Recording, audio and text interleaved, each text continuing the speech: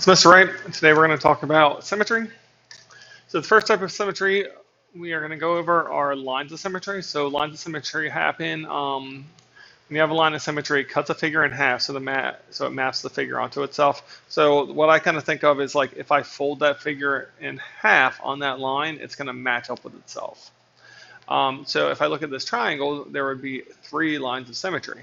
So on each of those lines, if I fold the figure on that line, it matches up with itself. That's how a line of symmetry works.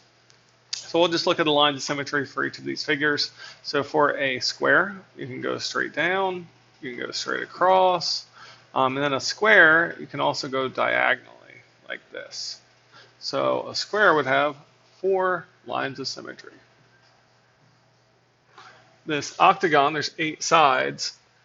So sometimes some of these shapes can be a little bit confusing. So first, the lines of symmetry is if you go through like this, split the sides in half and go straight down. So that's 1, 2,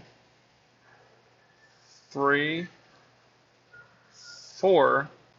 And then you can also go through the vertices, so the points. So that's 5,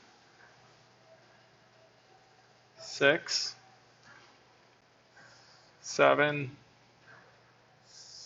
8 lines of symmetry.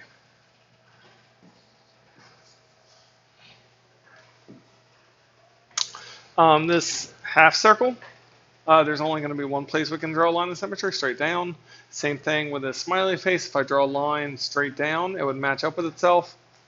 And then this shape, there would actually be 2 lines of symmetry. If you draw like 2 diagonal lines like this, it would fold onto itself. Then if you go this way as well, you could fold it in half onto itself.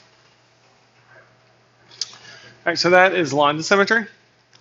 And then we also have rotational symmetry.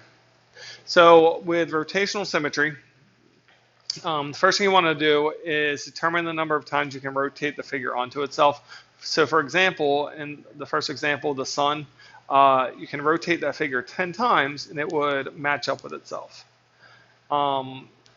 And then you're going to, because we're rotating all the way around, there's 360 degrees in like a circle. So if you rotate a figure all the way around, there's 360 degrees. So you do 360 divided by 10, and that would mean that every 36 degrees, there's going to be line of symmetry. So if you just rotate it once, it would be at 36. If you rotate it twice, now you're up to 72 degrees of symmetry. So each time that it matches up with itself, the degrees of symmetry are going to increase by 36 degrees until you get back to the original figure at 360 degrees. So those would be all of your degrees of rotational symmetry.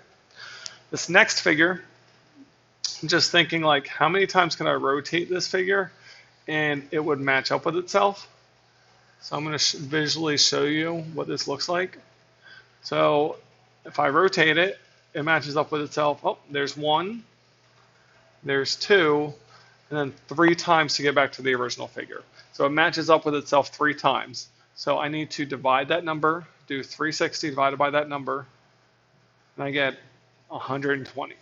The 120 represents the degrees of rotation for that figure to match up with itself. So after, when you rotate it 120 degrees, that's 120, it matches up with itself. Then another 120 degrees, so that would be a total of 240 degrees. It matches up with itself. Then back to the beginning, we're at 360 degrees. So that's how that works. So every 120 degrees, the figure matches up with itself. With this domino,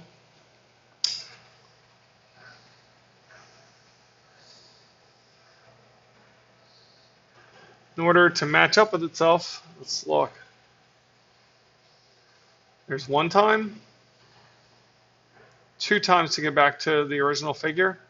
So I would do 360 divided by 2. That means that there's rotational symmetry every 180 degrees. The last one, the snowflake.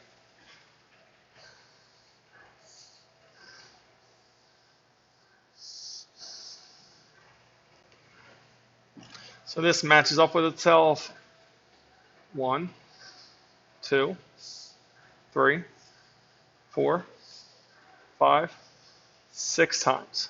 So we're going to do 360 divided by 6. That tells me each time it matches up with itself, it's an additional 60 degrees. So the first time you rotate it, that's 60. And then it goes up to another 60 degrees, so it would be 120. Another 60 degrees would be 180.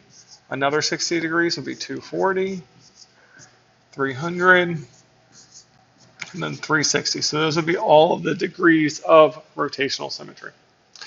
So that's how both line symmetry, reflectional symmetry works, and rotational symmetry works.